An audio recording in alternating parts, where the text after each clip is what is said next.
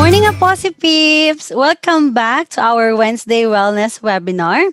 So, our topic for today is about medicines, proper medications, and so on. With that, we invited the guest speaker to elaborate those topics, and it is my honor to introduce our guest. Despite of her busy schedule, she accepted our invitation. So, she is a colleague with earned units in Bachelor of Science in Education. So if you're wondering kung paano ko siya na-invite, because she was a clinical instructor and school nurse during my college days way back 2006 to 2010 in Brokenshire, which is located in Jansan. So last year, she graduated Masters of Arts in Nursing, major in Nursing Administration. And currently, she's pursuing her doctoral degree in nursing. So without further ado, let's welcome Miss Sheila Lyn Recidoro, RN Man. Hi, Ma'am She. I am very glad to be part of your Wednesday webinar. Thank you for inviting me. I hope that I will be able to share some points with you regarding proper medication. And I hope that everybody is well also while we have this webinar. Sa taga Jensen po, we greet our guests and our friends in Jensen with magandang Jensen. So that is how we greet each other in General Santos City. So I come with the wonderful greetings from General Santos City and from our school, Brokenshire College of Surgeon Incorporated. Magandang Brokenshire and magandang Jensen po sa ating lahat. So this time I'm very glad, and I could never say no to Claude and Eds and for inviting me to share with you this morning. I just entitled our very short and brief webinar with Understanding Medication. So again, good morning everyone, and I hope that everybody have a perfect day today. So let me begin our webinar with a very nice question. I hope you find this nice. Are you happy today? Are you? If you are happy, then keep going with what you're doing. But if you are no longer happy, then something has to be changed to make you happy. Why? Because in life there is such thing as yes and no. Our life's decision is always between yes and no. So the answer to that yes and no in my first question lies in you.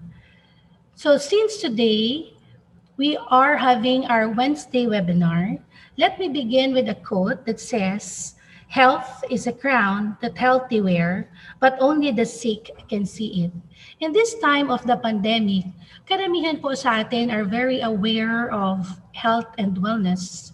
We are already well informed of what PPE is, of what infection is. So marami na po tayong alam. Salamat sa COVID. But remember that health is only valued most of the time when we are sick. So today, my main task is to share with you some points about medication.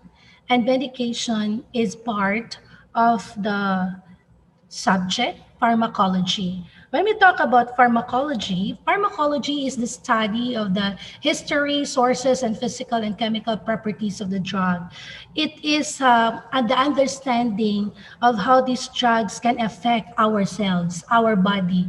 So tinitingnan ng pharmacology, kung halimbawa uminom ka ng gamot, the simple pain reliever, paano ba ito nagkakaroon ng epekto sa ating katawan? And that is explained by pharmacology.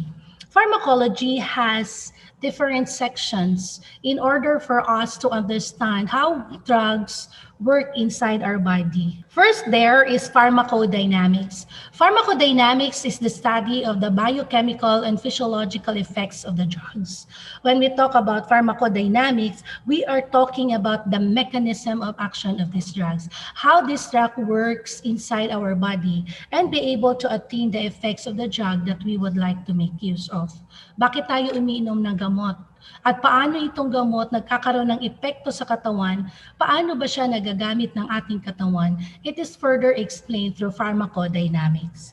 The next one that we have to understand is what we call the pharmacokinetics. From the term itself, Pharmacokinetics means movement. Pharmacokinetics is the study of the absorption, distribution, and biotransformation and excretion of drug. Ibig sabihin, from the time that you take in the drug, because there are four steps in pharmacokinetics. You have to start with absorption, distribution, metabolism, and excretion. When we take in any drug, pag uminom tayo ng kahit anong gamot, dumadaan ito sa apat na proseso at yung movement niyan ay tinatawag natin na pharmacokinetics. Simula sa pag-inom ng gamot hanggat ang component ng mga gamot na ito ay nai-excrete o natatanggal sa ating sistema o sa ating katawan. So the movement from the site of administration o kung saan natin inilalagay, kunwari, uminom ka ng gamot na paracetamol through mouth, uminom ka. So absorption will begin from there, and then hanggat mailalabas mo sa katawan mo yon, and that is excretion, and that is the pharmacokinetics.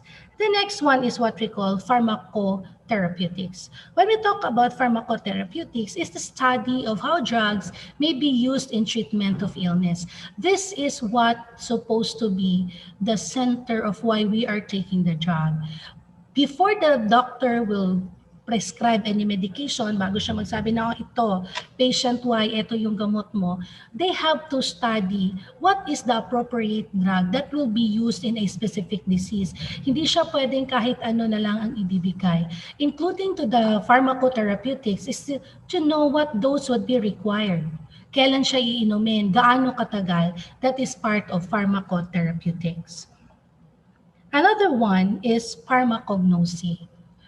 This is another division of pharmacology.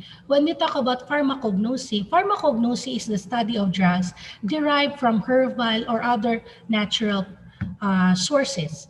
Since today, when people become so aware of their wellness, they wanted to know where the drugs are coming from. So maraming lumalabas ngayon ng mga herbal medications, whether they are from plant or animal or whatever sources, then we have to know.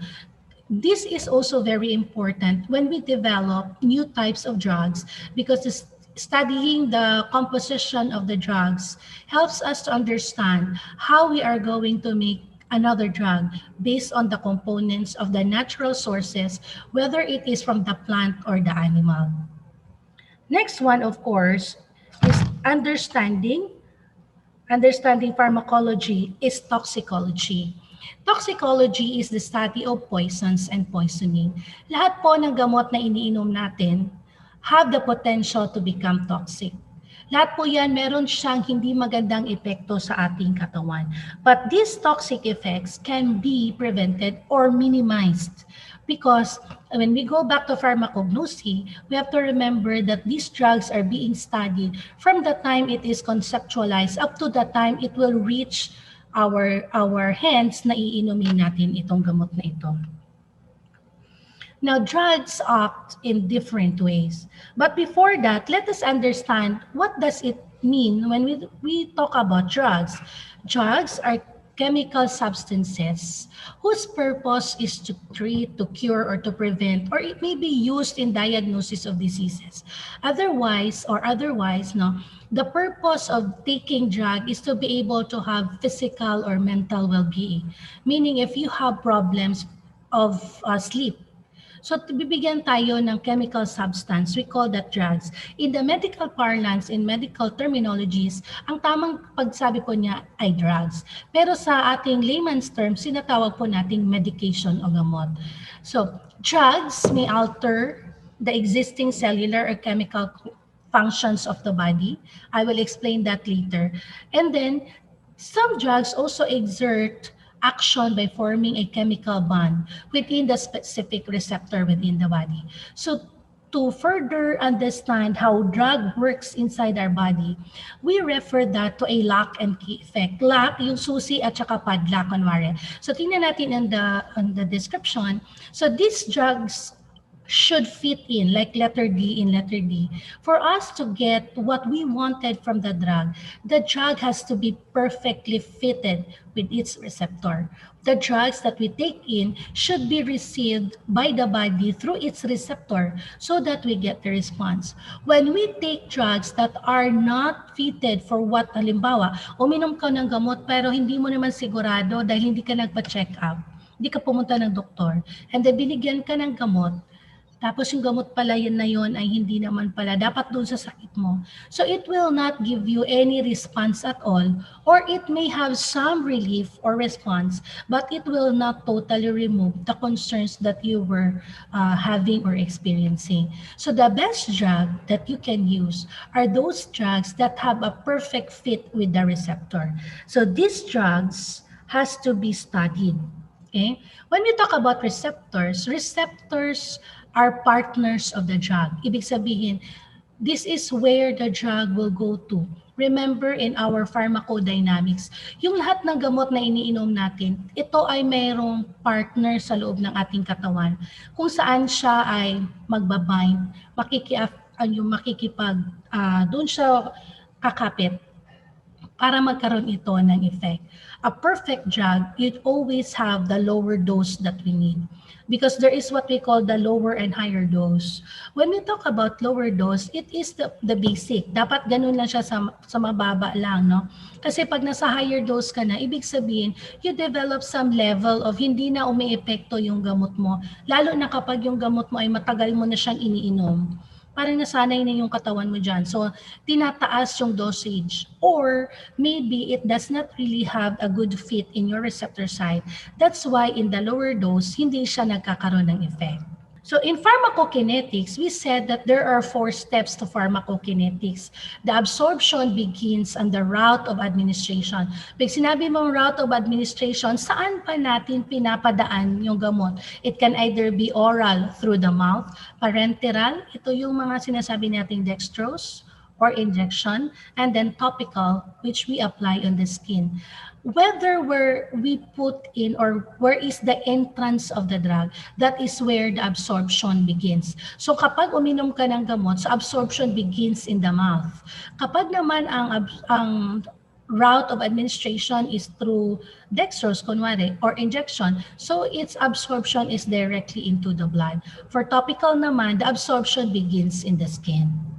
So that is the pharmacokinetics. Another action there that we have to remember in drug action are these 4 very basic effects of the drug, and these are the reasons why we take in drug. There are 4 drug actions, and these drug actions, yung agonistic effect, antagonistic effect, and then we have your adverse drug effect and the therapeutic effect. Itong 4 na effects of the drug may come from one drug or it can be taken from one drug to get the agonistic effect, take another drug for antagonistic effect, or take another drug for adverse effect. Now, what does it mean? Umiinom tayo ng gamot dahil kukunin natin yung epekto ng gamot na mangyayari sa ating katawan. When we talk about agonistic effect, this is the positive effect that we are waiting for the drug. When we talk about antagonistic effect, the drug will block the action inside our body.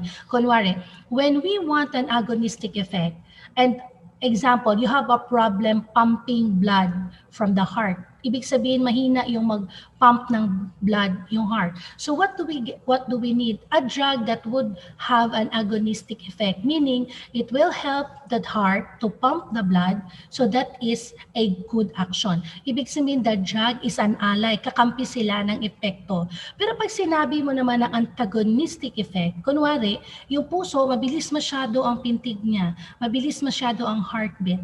So you take a drug that blocks the action of the heart so that it will slow down heartbeat.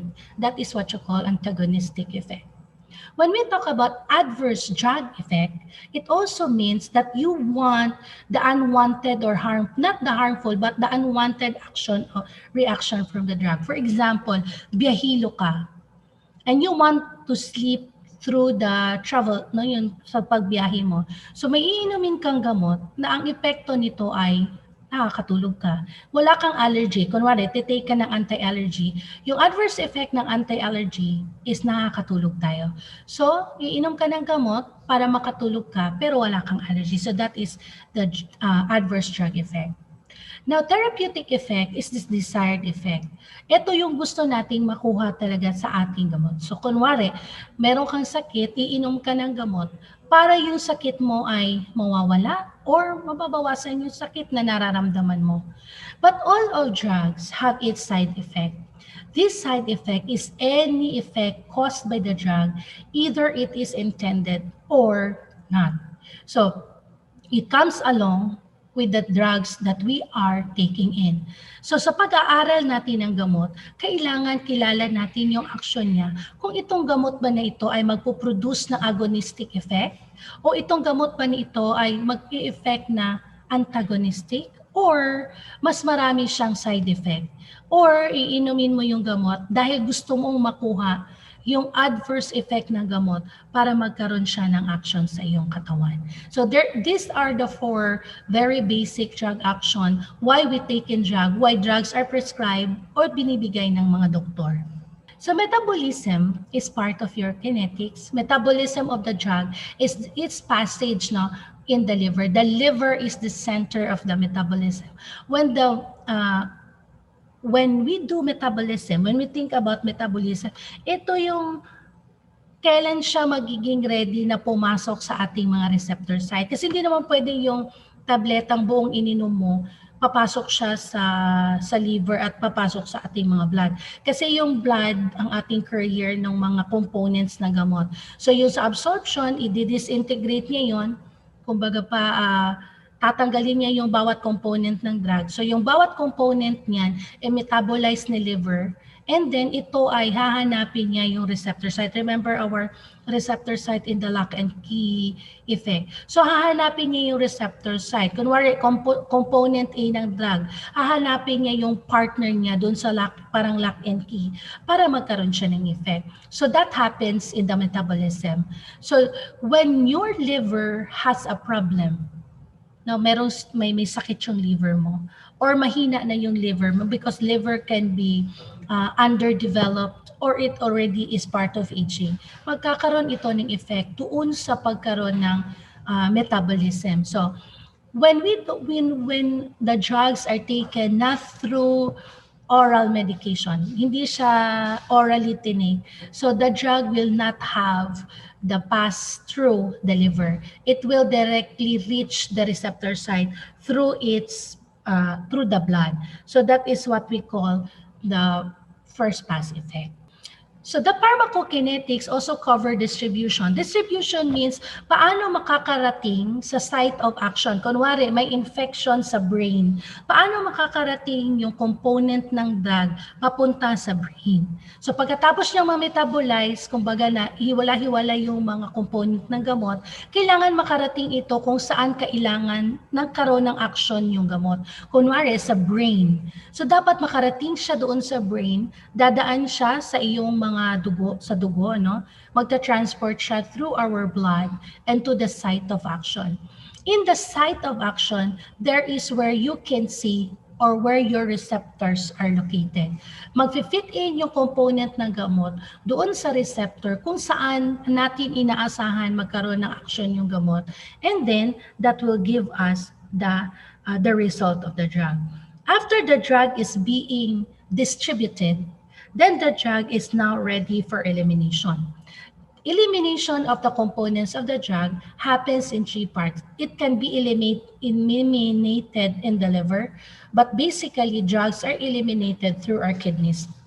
That is why before the doctor will prescribe any medication, it has to check, the doctor is always checking the capacity or the status of your liver, especially if the patient is very young or the patient is very old. So they have to check if your liver is okay and your kidney is okay. Because when liver and kidney is not okay, the distribution of the medication will not be good.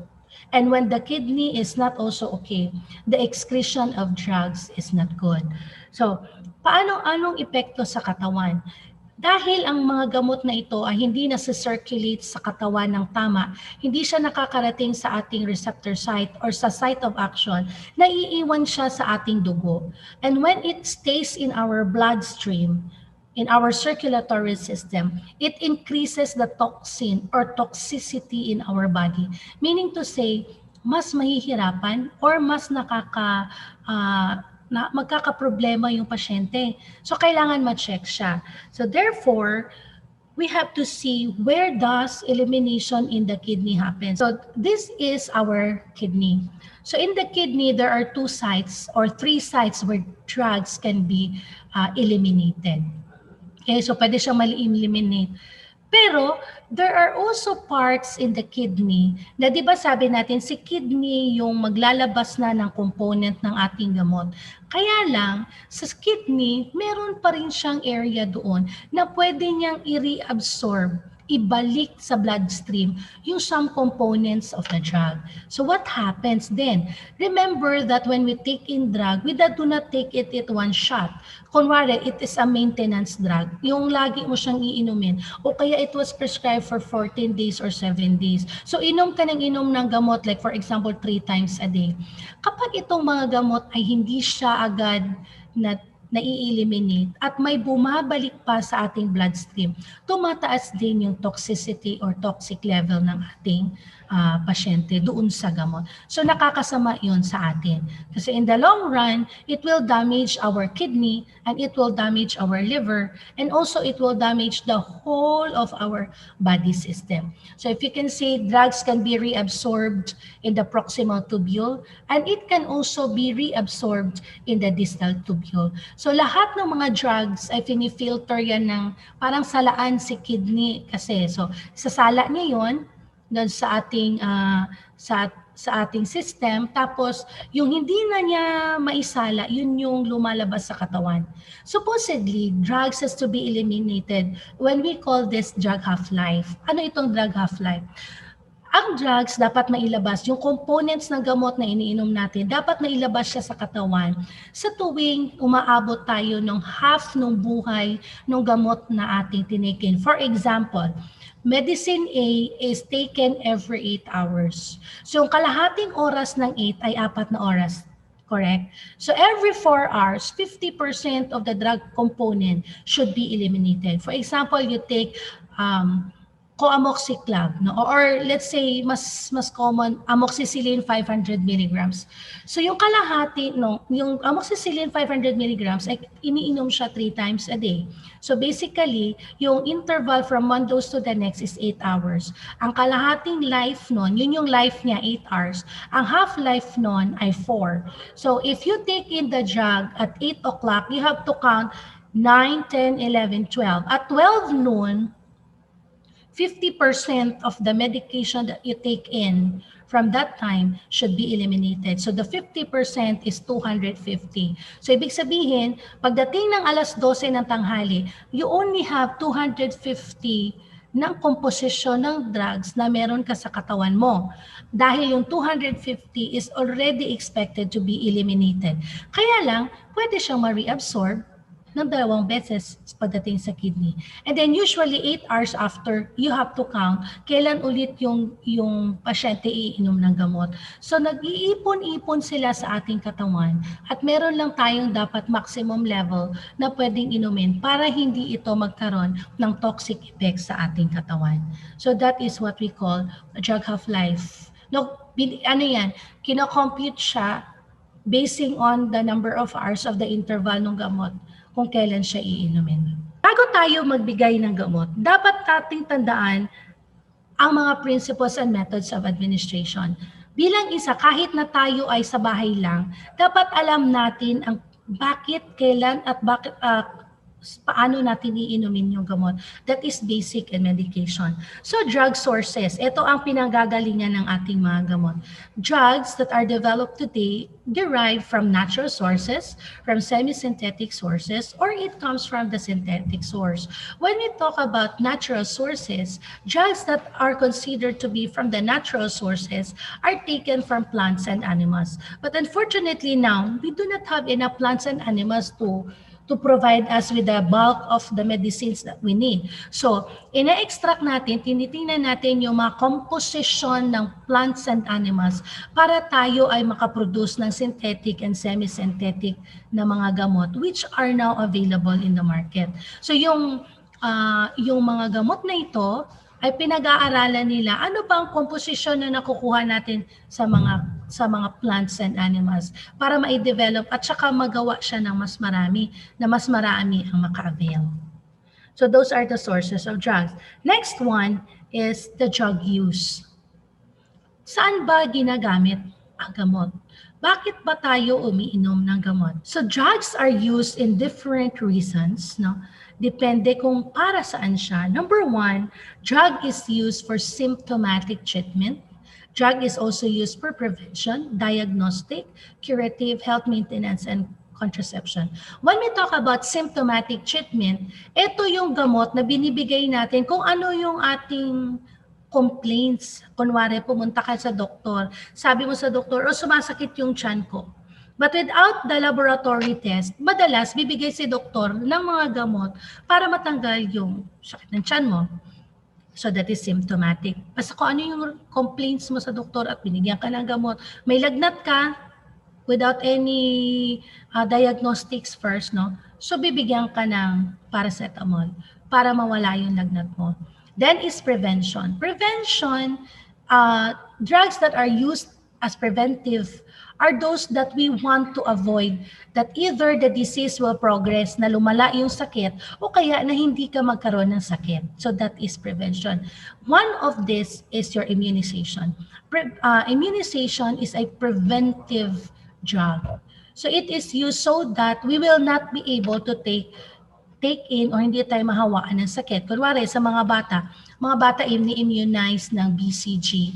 BCG is a preventive measure to avoid TB. Okay, so that is prevention.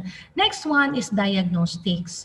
When we talk about the drug is used as diagnostic, this drug is used to know further ano ba ang ating sakit. Kunwari, if they use radiologic dyes, nilalagay yan. Kunwari sa dextrose, titingnan natin, i-insert sa ating katawan para malaman natin kung ano ba ang mas malalim na problema ng isang tao. So this is part of laboratory testing. No? Yung diagnostic, papainumin ka ng gamot para malaman natin kung ano talaga ang sakit mo. Pero hindi siya gamot na matanggal yung sakit. Ito lang ay para malaman mo ano ang sakit ng isang tao. Next drug use is called the curative drug use. Curative means para mawala, ma-cure ang ating mga sakit. Next is health maintenance.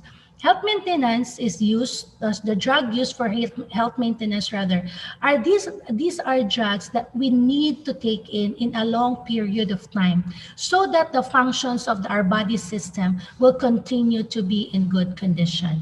That is health maintenance. For example, people who have hypertension, their drugs is not a one-shot deal. Their drugs, yung mga gamot na iniinom nila, are considered to be on health maintenance. O yung mga patient na mayroong diabetes, they are taking drugs that are considered to be on health maintenance. Why? Because they need to use these drugs so that they will be able to regulate the functions of a body part. Meaning to say, when you are taking a health maintenance drug, you have to take it as how your doctors or your doctor have prescribed it. If the doctor said you take one tablet once a day for 30 days or for the rest of your life, you call that health maintenance. And another reason that we take in drug is of course for contraception.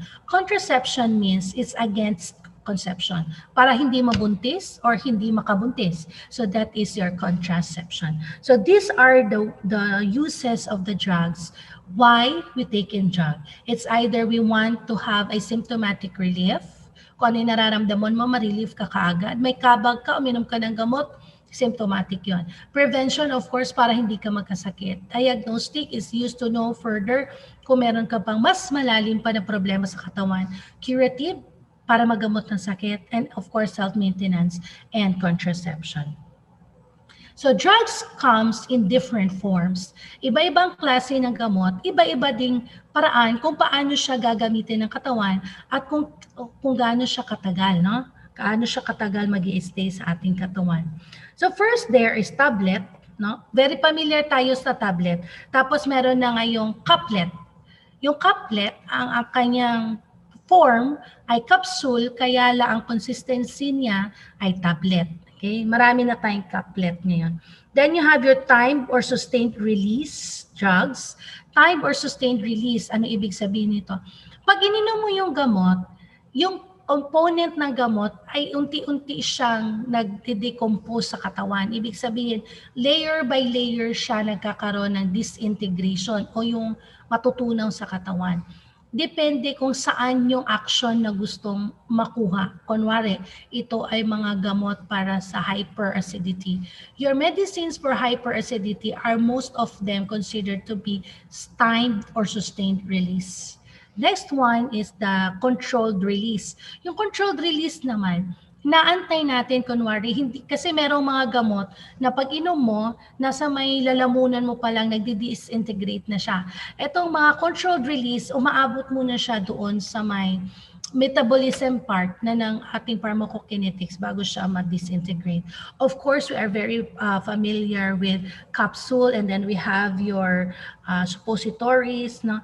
So suppositories, of course, are inserted via our the genital organ, via the vagina or in the anal area. So doon yung mga suppositories. And then of course we have the other drug forms like solutions. We have your douche, we have your suspension, we have your emulsion, and topicals. So ito siya ay mga liquid formulas. And then you have your drug implant. Most of the drug implants na meron tayo na very, very common are in the contraception.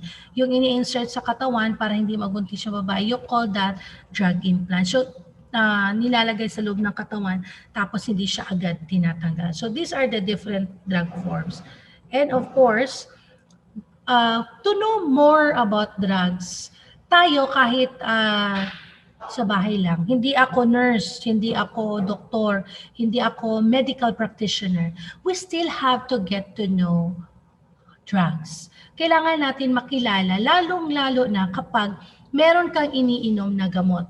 Saan mo makukuha? Kasi madalas hindi naman ine-explain sa atin yan ng doktor kung anong aksyon ang nakukuha natin sa gamot na yan. So para maging knowledgeable tayo doon sa gamot na iniinom natin, there are sources of information that you can read, that you can visit, no? Yung mababasa mo. Number one is the publication of the American Society of Hospital Pharmacists. Ito yung mga gamot ng nasa US, madalas na nasa US. Pangalawa, you can see the physician's desk reference or PDR. It is color-coded siya. Malalaman mo kapag ito ay generic or branded. And it is yung picture niya kasi, lalo na kapag bago yung gamot, may picture siya doon para mas mabilis siyang makilala. Another drug information source are drug facts and comparison. These are book. This is the drug facts and comparison are usually used by pharmacists. Then we have the handbook of non-prescription drug. Kung ikaw ay mahilig bumili ng gamot na walang reseta and you want to know whether this drug is safe or not, then you have to read the handbook of non-prescription drug. It is also published annually by the American Pharmaceutical Association. Then of course you can ask from our the book, no, yung the book for that is called Drug Interaction. This will guide you to know ito bang gamot na to magkakaroon ng effect kapag ako ay uminom ng kape.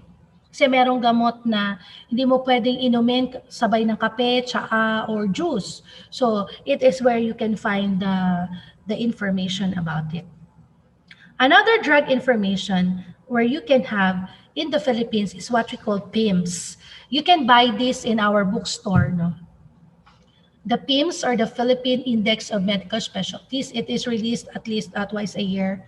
So, bibilhin natin siya, nandun lahat ng gamot that is available in the Philippines. Then, you have your product insert.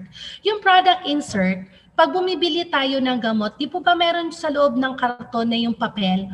Madalas hindi natin yan pinapansin. Bumibili ka ng gamot, kunwari syrup or suspension para sa mga bata madalas. Nandun yan sa loob, merong papel na naka-fold, product insert ang tawag doon. Magandang basahin natin yon kasi nandun yung information about the drug or the medicine that you bought. Of course, you can read from the books of the pharmacology books or nursing journals or medical periodicals. Also, you can ask from doctors and nurses or those who are practicing in the medicine. They can give you information about the medication. Nurses have one subject called pharmacology kung saan pinag-aaralan ito lahat. So yung mga nurse, bago sila magbigay ng gamot sa pasyente sa ospital, habang estudyante, tinatanong niya ng clinical instructor, anong gamot yan, para saan yan? Para alam mo kung pag tinanong ka ng pasyente mo, oh, nasasagot mo siya. So tayo din, bago tayo magpainom ng gamot, kunwari sa parent, sa anak, or sa kaibigan, bago ka mag-recommend, no? Kasi minsan nagiging parang doktor tayo, nagre-recommend tayo ng mga gamot. Bago tayo mag-recommend ng kahit anong gamot o uminom, kailangan magbasa muna tayo tungkol sa medicine. Okay, next one there is our medication rights. There is an abbreviation in the medication rights. It's called Dear Patient Read. Yung abbreviation na Dear Patient Read will give us the yung simple na recall kung ano ang gamot na ito. So, Dear Patient Read, D stands for documentation. So, kapag ikaw ay uminom ng gamot, dapat isinusulat mo, no? Sinusulat mo siya sinusulat mo siya kung saan, kailan mo ininom yung gamot. Then you have to evaluate, that's E. R is for assessment. A is for assessment rather, R for reason, then P per patient, and T for time. Then you have your R for route and refuse, E for expiration date, education, and D is for drug and dose. Now, bilang isang hindi ka naman nagjo-duty sa hospital, or if you are the nurse in the clinic, before you give the medicine or before you advise your patients to take in medication, you have to remember Dear Patient Read. Dear Patient Read will allow you to recall whether it's safe to give the medicine or not, because this is a reminder for those who are taking medications or drugs kung kailan ang tamang panahon o tama ba itong gamot na ginagawa mo. So when we have our rights to medicine administration, it is the right of the patient, ng mga pasyente, na yung gamot na kanilang iniinom ay isinusulat natin, it is properly documented and evaluated. And then when we talk about assessment, dapat bago ka uminom ng gamot, tini-check mo muna, kunwari, paracetamol. Alam natin yung paracetamol para sa lagnat. Titingnan mo muna yung assessment, i-check mo muna, may lagnat pa talaga bago ako bibigay ng paracetamol. Kasi baka wala na siyang lagnat, binigyan mo pa rin siya ng paracetamol. So, wala na siyang receptor site. Hindi na siya magagamit ng katawan, pero ipoprocess siya ng katawan hanggang elimination. So, alam na natin yung level of toxicity na pwedeng kahit paracetamol yan, na pwedeng magkaroon doon. Then, of course, your reason, bakit ka iinom ng gamot? Anong rason bakit bibigyan mo ng gamot yung pasyente? The right patient at the right time. So, ibig sabihin, yung gamot ay nakatalaga yan sa bawat pasyente. Pag may reseta ka, sa'yo ba talaga yon? Kung minsan kasi, ito na lang inumin mo kasi ito yung nireseta sa akin noon. But the prescription is not really for that particular patient. The right time. Importante sa pag-inom ng gamot ang tamang pagsunod ng oras. Kasi alalahanin natin si drug half-life.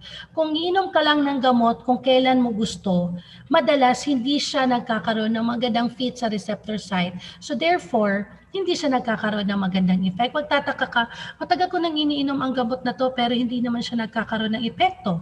Dahil tingnan mo yung timing, yung oras ng pag-inom ng gamot.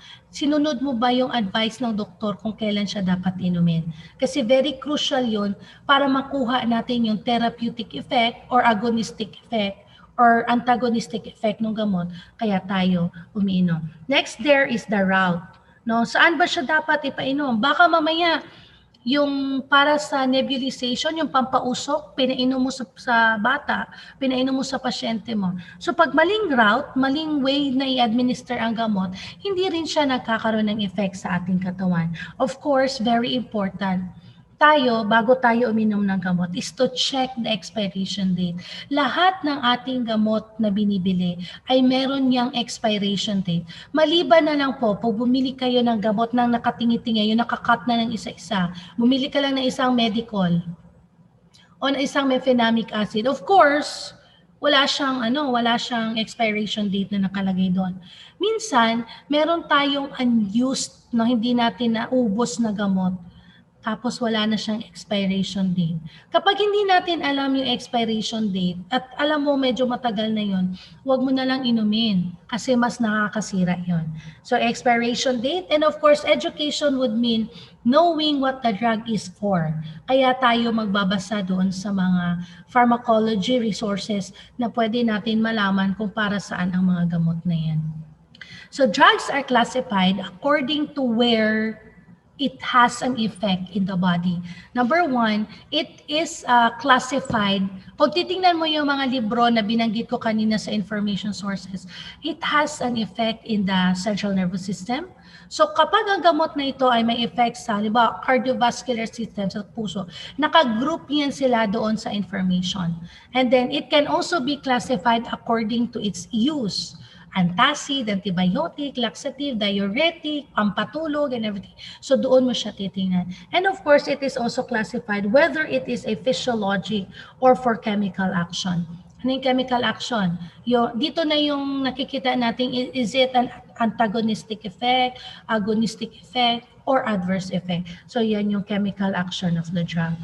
So therapeutically, drugs are used in certain reasons. And most of the drugs that we use, at we want them to be a therapeutic method. Therapeutic method is an approach that is associated with therapy. So these are some therapeutic methods why we use drugs. So certain na may mga particular na mga sakit na nagkakaroon siya ng gamutan. Kaya lang hindi pwedeng pag gusto mo gumaling, gamot lang lahat. Hindi mo pwedeng iasa. That is what we call therapeutic method. Drugs can be used with other drugs. You call that drug therapy. Diet therapy. Kunwari, you have your patient with diabetes or hypertension. Yung treatment ng diabetes and hypertension or cancer is usually in partnership with diet. No? Para mas magkaroon siya ng maximum effect yung gamot. And then you have your physiotherapy where you have to drink the medication. Kunwari, the medicine has to be taken in daytime and then it will take effect kapag nagpapaaraw ka. Okay? Kasi hindi siya ma-metabolize ng katawan kung uminom ka ng gamot pero hindi ka nagpapaaraw. Ito yung mga vitamin D and E. Kailangan natin. So pag uminom ka ng gamot na yan, kailangan mo pa rin magpa-araw kasi para magkaroon siya ng maximum effect. And then your physiological therapy. This is the identification of the stressor, whether to eliminate or to reduce the stress with the use of the drug. So most of the time, it is what our mental health practitioners use, na meron siyang gamot na iniinom, pero ina-identify din natin, kunwari, meron siyang depression. Hindi pwedeng painumin mo lang siya ng antidepressant. Para maging effective sa antidepressant, kailangan malaman din natin ano ang nagkukos ng kanyang depression. That is the identification of stressor. Now, when we use drugs is not a stand-alone, anong tawag dito? It is not a stand-alone remedy to what we are experiencing. Kunwari, may lagnat ka, uminom ka ng antipyretic o yung gamot para sa lagnat. Hindi pwedeng iasa mo lang kay gamot. Kailangan si gamot ipa-partner mo rin with either proper diet or physiotherapy, proper rests, or increased fluid intake. Yung mga ganun, para magkaroon ka ng therapeutic effect. Kasi hindi po magic ang mga gamot, hindi siya magic pill. Na isang inom mo lang, wala na problema. So that is the therapeutic method and medication. So before the drugs can be prescribed or used, we have to know that there are certain drugs that are considered to be in the controlled substances. We have the Schedule 1 to 4. Yung mga nasa Schedule 1, ito po yung bawal ipabili. Pag ito ay nasa possession mo, hinuhuli po tayo. Ito'y pinaghahanap tayo ng batas, Schedule 1. Yung Schedule 2 naman, bago mo siya mabili, kailangan mo ng reseta ng doktor. Hindi lang po ordinaryong reseta kasi hahanapan yung doktor mo ng certain license to prescribe the medication. Dito natin nakikita na yung doktor ay kailangan may PTR number at ito yung mga gamot na nakarehistro din sa ating gobyerno. Pag may reseta ka, kinukuha nila yung another copy. So meron yang yellow or red copy na kinukuha ng pharmacist tapos mina-minus niya doon kung ilan lang yung binili mo. Schedule 3 naman, kailangan butin. From Schedule 2, 3, and 4, kailangan ito ng reseta. Pero at the level of 4, pwedeng yung plain reseta lang, kaya lang sa 3 and 2, kailangan natin ng special license ng doktor para mabili mo yung mga gamot na yan. Bakit? These drugs can have medical use, but it is potential for abuse and potential for yung tinatawag nating addiction. Yung Schedule 5 naman, most often, may reseta siya at minsan nakakalusot na pwede mong bilihin na walang reseta sa doktor. So, yung Schedule 2 to 5 or 2 to 4, kailangan may reseta. Yung Schedule 5, madalas pwede siyang bilihin ng hindi nakareseta kasi may mga categories yan. But for safety reasons, before we purchase any medication, kailangan magpakonsulta muna sa doktor para tamang gamot ang naiinom natin. So drugs are also considered to be prescription drugs. When we talk about prescription drugs, ito yung meron siyang order of therapy or meron siyang RX na may reseta ng doktor. For non-prescription drug, ito naman yung commonly na nabibili natin na gamot na hindi natin kailangan ng reseta, which we call over-the-counter drug, na pwede ka lang pumunta ng pharmacy, bibili ako ng pain reliever, bibili ako ng Alaxan, okay na yon. OTCs yon or non-prescription drug. But the non-prescription drug are considered to be universally safe because it's highest tolerable level. So hindi masyado siya nakakakos ng mga toxicity. Mataas na level unless otherwise uminom ka ng 20 peraso na isang gamot na OTC, sabayin mo ng inom, saka siya nagkakaroon ng toxicity. So mataas yung prevention ng toxicity. The third classification of the drug is what we call the investigational drug. Ito yung klase ng mga gamot ngayon na very hot topic because of COVID-19. Diba, inaantay natin ang paglabas ng vaccine. So bago makalabas ng vaccine, normally one very simple vaccine can be produced in 4 to 5 years. Yan yung pinakamabilis, 4 na taon, para makapag-produce tayo ng isang bakuna. Kasi dumadaan ito sa malawakang investigational process. Yung unang step ng investigational drug, lahat by the way ng gamot, vaccine, or whatever, drugs, ay dumadaan sa investigational phase. Yung phase 1 is the preclinical phase, which is pagkatapos mong malaman yung component na kailangan mo sa gamot. Kunwari, gagamutin mo yung pasyente for certain form of cancer. So, para ma-determine mo yung gamot na kailangan doon, babalikan natin sa pharmacognosy, di ba? Yung pharmacognosy, titinan mo yung natural and sources ng drug, whether it's from the plant or animal. So, kukunin mo yung component nun, pagkatapos, tayo ay mag-evaluate. Una, itatry natin ito sa mga healthy person para malaman natin ang toxicity level. Phase 2 is to involve more detailed evaluation of the drug. So hindi lang isa, kundi mas maraming sila. Karamihan ng ating vaccine for, yung vaccine nga na para sa COVID ay nasa phase 3. Nagkakaroon ng broad clinical trial to evaluate its usefulness. So that is phase 3A and phase 3B. Malawakan na siya. Itatry yung gamit na gamot or ng bakuna sa mas maraming tao para malaman natin kung epektibo ba ito at kung may toxicity level ba ito. And phase 4, Kapag ito ay na-approve na on phase 3, nakita natin na maganda naman ang effect niya, wala siyang, hindi naman nakakasira, ano? So ilalagay na siya sa market, pwede na siyang gamitin publicly, pwede na siyang ipagbili, you call that phase 4. Kaya lang yung mga bagong gamot, kahit na nasa phase 4 na siya, pwede na siyang ibenta, pwede na siyang gamitin publicly, it still undergo surveillance. Kasi kapag merong nagreklamo ng adverse effect or toxicity, pwedeng i-pull out sa market yung gamot na yon at hindi na siya gamitin. Okay? So, hindi ibig sabihin na itong mga gamot na readily available sa market ay hindi na sila maititigil ng gamit. Kasi yung mga gamot na yan, dumadaan pa rin sa post-marketing surveillance. Minomonitor pa din ang effectiveness and toxicity ng mga gamot na meron tayo.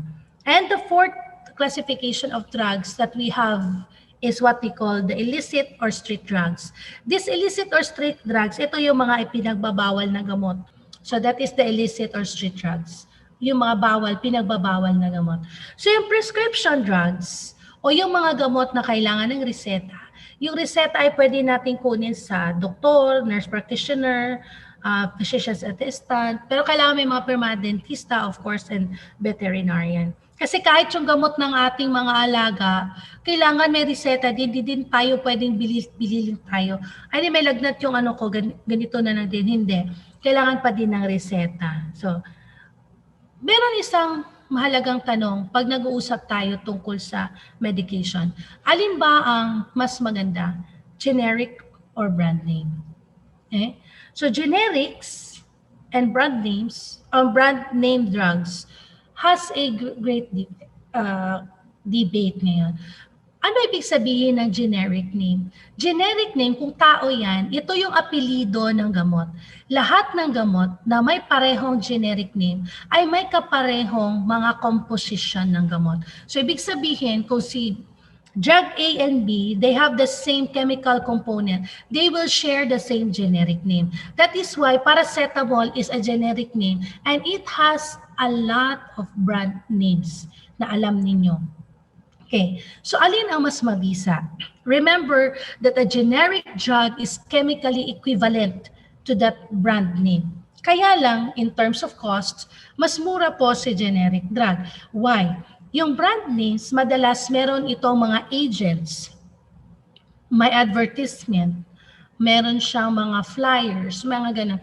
So yung cost, ng marketing cost ng gamot, ng branded, ay nakadagdag doon sa cost ng gamot. Yung mga generic name, madalas hindi siya namamarket. Wala siyang commercial, wala siyang advertisement, kaya mas mura siya.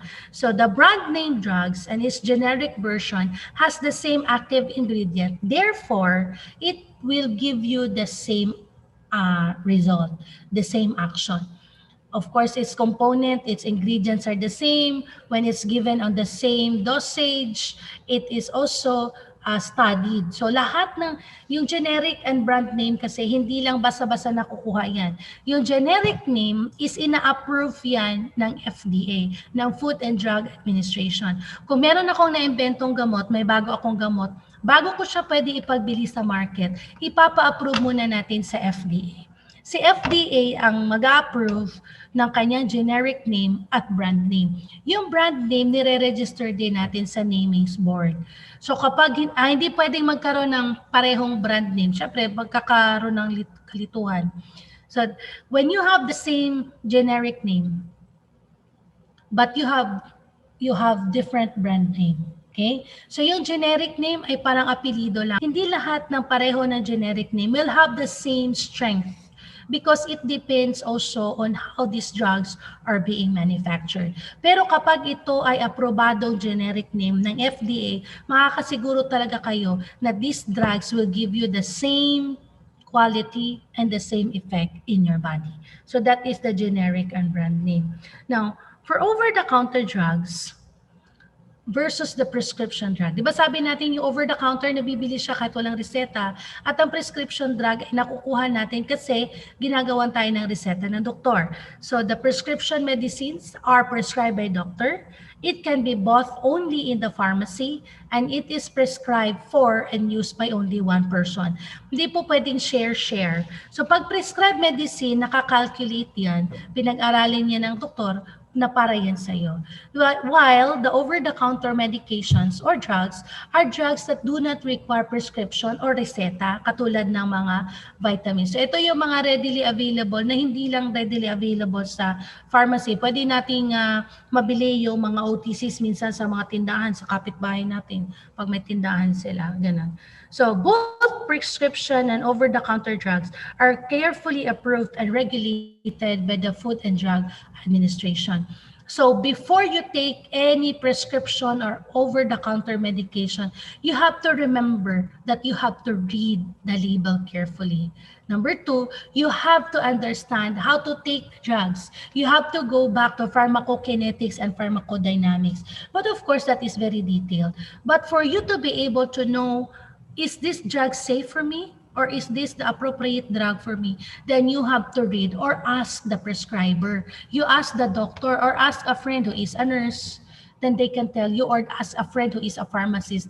They can tell you and help you understand whether this drug is good or not. And only take the recommended amount at the right time. Hindi po pwedeng doblehin ng inom para mas mabilis ang effect. Hindi po yun tama. Because remember that each component of the drug has its receptor site. Kunwari dinoble mo, sabi mo, double tablet, double effect. Hindi po siya tama. Hindi siya mali. Kasi yung hindi siya sobrang amount ng ininom mong gamot, it will just be floating in your circulatory system. Dandun lang siya sa iyong dugo. So it will increase your toxicity na hindi naman siya nagagamit. Tapos i-eliminate siya, i-reabsorb ulit. So therefore, when you take drugs, take it at the right amount, at the right time to get the right action of the drug. So what is the benefit of taking the over-the-counter drug? So over-the-counter medicines are drugs that you can buy without prescription, as what I have said earlier. These drugs are intended only to relieve lang some minor aches or pains and kati-kati, but it does not prevent talaga yung sakit. So some may be able to prevent diseases like tooth decay or athlete's foot or whatever, but it is not to be used if it is a recurring problem like migraine. Okay, migraine yung example kasi paulit-ulit siya. Pag paulit-ulit na sumasakit ang ulo mo, that is the signal that you have to go to the doctor and have yourself checked. Magpakonsulta ka. Ano ang risk o ano ang hindi maganda kapag lagi tayong bumibili ng OTCs or over-the-counter drug? Some of these medications will have an interaction with other drugs and supplements that we take in or the food and drink that we eat and drink. No? Yung ganyan. So, bago tayo uminom ng gamot, titingnan natin kung ito bang gamot na ito ay mawawalan ng bisa kapag uminom ako ng kape. Or kapag uminom ako ng gamot na ito at uminom ako ng orange juice, ito ba ay magkaroon ng synergistic effect? Yung synergistic effect, yung magkaroon siya ng panibagong epekto sa katawan na hindi naman dapat nagkaroon. Lalong-lalo na, hindi pwedeng uminom basta-basta ng over-the-counter drug yung mga buntis. Dahil pwede itong magkaroon ng teratogenic effect or birth defects sa mga bata na sa batang ipapanganak. So that is the benefit and the risk of the over-the-counter drug. So when we take in drug, it is very important to study the medicine that we are taking. Everything now is available in the internet. You just have to read from the internet para saan ang gamot na ito. Because remember, safety first. When we take in drug, we have to be careful, we have to be aware, and we have to be safe when we take in drug. You are the last line of defense in safety. When we take in drug, it is our body that is affected. So it will now boil down to us, how are we going to take care of ourselves? So you are the last line of defense. Next slide. When we take drugs, remember that our life is in our hands, especially if we are taking medications that are considered to be the over-the-counter drug. So, if you don't make time for your wellness, we don't take time to read. Yeah, if you don't make time for your wellness, you will be forced to make time for your illness. 'Di ba? Sabi nila, ay ano lang to, lagnat laki lang, okay lang, di ako ano. Or inom na lang ako, bili ako sa tindahan ng gamot. So, minsan hindi rin siya maganda kasi baka tayo mapilitang magkaroon ng sick leave na hindi naman kailangan sana yun. So, if you make time for your wellness, then you will never be sick. I hope that you have enjoyed what I have shared with you and you have learned something. Thank you very much, everyone, for listening. Thank you also for inviting me to your Wednesday webinar. Maraming salamat po. Grabe, nakaka-refresh talaga, Ma'am Sheila. You may contact our nurses through calling our extension 420, or you can send a Skype message to our APOSI clinic team. And for our next week's topic, we will talk about HIV awareness. I hope you will stay tuned with us. And thank you for your time. And thank you also, Ma'am Sheila, for the very wonderful lecture that you have given. Thank Thank you. you. Thank you very much for the opportunity. I hope that everybody is well. Please stay safe. Bida po ang solusyon sa COVID-19. So it's us to take care of ourselves. Thank you, Eds and Claude, for inviting me today. And we are very proud that this is what you've become as our alumni at Broken Shire. Stay safe, guys.